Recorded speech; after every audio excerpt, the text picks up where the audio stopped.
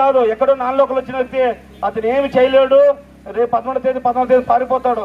ఈ సాయిప్రసాద్ గారికి ఎదిరించి కొట్లాడే శక్తి నేనున్నాను. ఎందుకంటే నాకు నా వెనకాల మీ ప్రజలందరూ ఉన్నారు. నేను ప్రజలకు ఏదైనా అన్యాయం చెప్తే దానికోసం ఫైట్ చేయడానికి ఉన్నాను. నేను ఎందుకనే వెళ్తాను, నేను సావడానికనే భయపడను. ఎందుకంటామంటే సావు అనేది ఒక్కటేసారి వస్తుందన్న, వీరునికి అనేది ఒకేసారి సావు. ఆ సావు ఎప్పుడు వస్తుందో ఆ దేవుడు డిసైడ్ చేస్తాడు. మీరు ప్రజలారా ఒక్కసారి నాకు ఎలక్షన్లో వేసి గెలిపించాలని అస్సం గుర్తుకు వేసి గెలిపిస్తే ఆదోనిలోని నీళ్లు, ఇక్కడ నీళ్లు చాలా ప్రాబ్లం ఉన్నది ఈ ఊరికి. ఈ నీళ్లు తెప్పించడానికి నేను రైతులకు తాగునీరు సాగునీరు అందించడానికి నేను ముందుంటానని తెలియజేస్తున్నాను. ఎందుకంటే నేను ఆదోని ప్రజలు చాలా వరకు కబ్జాలు గురవుతున్న మన పొలాలు, రైతు పొలాలు, మన బంధువు, మన మిత్రులవి, మన శ్రేయభిలాసులవి. మళ్ళీ దీన్ని అరికట్టడానికి ఎవరున్నారు? మళ్ళీ ఏందన్న ఒక విషయం, మా ఇంటి దేవుడు అక్కడ ఇదే మనోజ్ రెడ్డి గారు మళ్ళీ ఆడ ప్లాట్లు వేయించాడు. మళ్ళీ గరసం దోకొని కొండనే ప్లాట్లు వేయించాడు. ఇంకా వెనకల పాండురంగ టెంపుల్ ఉంది, ఇంటి దేవుడు మనకు. మళ్ళీ ఆ శ్రీకృష్ణుడిని గుడిని లేపాలనే ఆలోచనలో ఉన్నారా మీరు? నాకు అర్థం కావడం లేదు. మళ్ళీ దీన్ని మీకు ప్రశ్నించే వాళ్ళు లేరనా మీరు? నాకు అర్థం కావడం లేదు. మరి ఇంత కళ్ళ చూపులతో చూస్తుంటే మళ్ళీ ఏమి మాట్లాడుతున్నారు?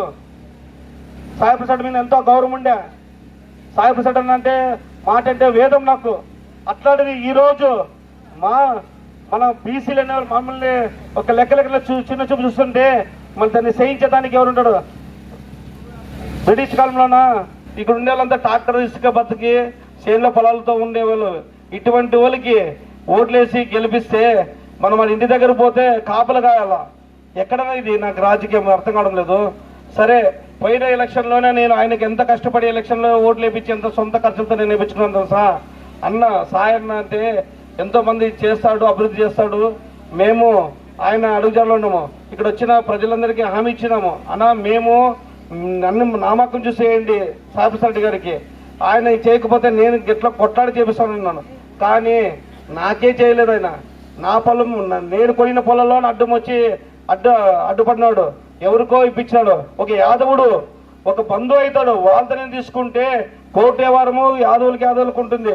మధ్యలో తీసుకొని ఆయన ఎవరో వాల్మీకి సోదరికి ఇప్పడము ఎంతవరకు నిజమని చెప్తున్నా. ఏమంటాడు తెలుసా? అది కోర్టులో ఉంది, మళ్ళీ నీకు ఎట్లా ఇవ్వాలా మేము చెప్పు అంటాడు. అన్నా నేను కోర్టులో 2.5 ఏళ్ళ నుంచి నేను అడుగుతున్నా, అదే కోర్టులో లాకేషన్ దాన్ని నువ్వు ఎట్లా రిజిస్టర్ చేయించినావని నేను అడుగుతున్నాను. అంటే ఈ సబ్ రిజిస్టర్ వీళ్ళు వాళ్ళ చేతుల్లో చెప్పు చేతిలో ఉన్నదని వాళ్ళు ఎలా చెప్తే అలా ఆడుకోవడానికి ఇదేనే. అంటే ఎవరు ఎదిరించే శక్తి లేదా? నేను ఆ రోజు డిసైడ్ అయినాను, అన్న నేను నీకు ఇన్ని లక్షలు ఖర్చు పెట్టుకొని నిన్ను గెలిపించుకుంటే నాకు ఈరోజు నాకు గుణపాఠం చెప్పినావు. ఈ గుణపాఠం త్వరలో నీ ఎలక్షన్లో, రాబోయే ఎలక్షన్లో ఈ యాదవుడే పోటీపడి నీకు నిలబడి నా సత్తా ఏమో చూపిస్తారని నేను తెలియజేశాను. ఎందుకంటే నాకు ఒక యాదవ కుటుంబము మొన్న అన్నాడు కడతోట్లోన ఏమని, వాడు నా శిష్యుడే, వాడు ఎవరో మంది మాట్లాడినా డబ్బులు పోగొట్టుకుంటానంట. ఎందుకు డబ్బులు పట్టుకుంటానా? నీకు ఇది ఖర్చు పెట్టినప్పుడు డబ్బులు పోగొట్టుకోలేదా? నిన్ను నమ్మి నీ ఎంత తిరిగినందుకు డబ్బులు పోయలేదా?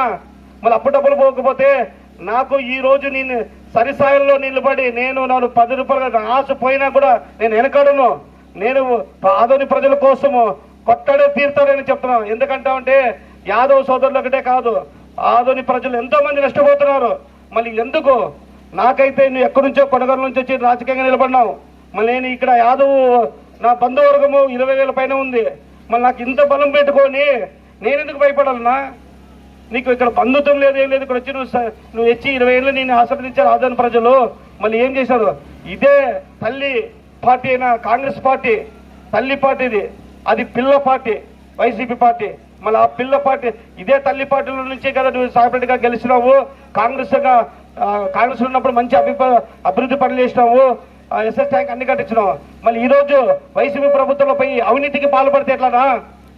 మేము అదే కాంగ్రెస్ లో సాయిప్రసాద్ అనుకున్నాం, కానీ ఈ కాంగ్రెస్ పార్టీ వైసీపీ పార్టీలో సాయిప్రసాద్ అనుకోలేదు. మేము ఆలోచించాను, ఇక్కడ పుట్టిన బీసీని, ఇక్కడ ఎరిగిన ఒక బీసీని, ఒక యాదవ్ కుటుంబంలో పుట్టినోనికి నాకు నిలబడే అర్హత లేదా?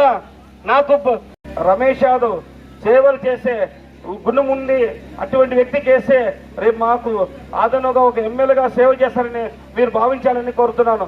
ఎందుకంటే సోదరులారా, ఎన్నో రకాలు ఎన్నో పంపాలు పెడుతుంటారు. మనకు ఇక్కడ ఉండే లీడర్లు కూడా కొంతమంది తొత్తలుగా ఉన్నారు. అది ఆ గుండె విడిచిపెట్టండి. ఎన్ని రోజులు ఈ బానిస బతుకులు బతకాలి? ఎన్ని రోజులు మనము చేతులు కట్టుకొని ఉండాలి? ఒక్కసారి ఆలోచించండి సోదరులారా.